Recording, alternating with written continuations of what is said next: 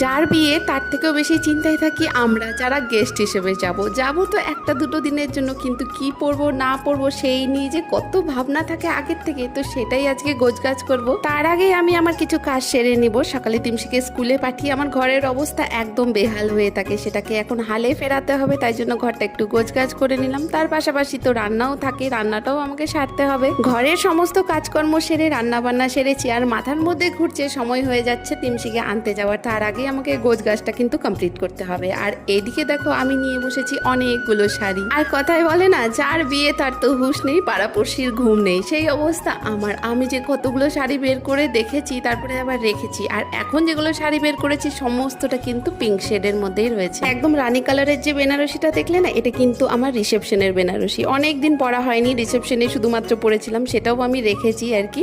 তো ভাবছি সেটাই পরবো। তারপরে দেখো এই শাড়িগুলোও আমার রয়েছে যেগুলো পরা হয়নি।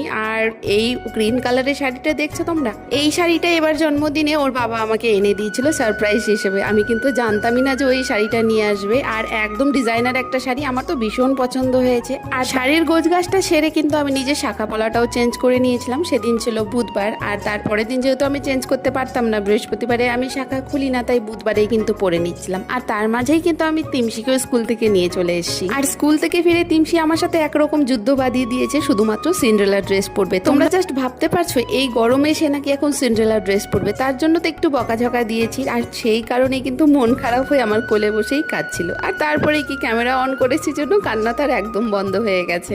আর এতক্ষণ জামা কাপড় গোছাতে গোছাতে আমার ঘরের কি অবস্থা হয়েছে তোমরা জাস্ট দেখে নাও। হ্যালো, তো চলো আমার ঘরের অবস্থা দেখাই, একদম এখান থেকে শুরু করছি।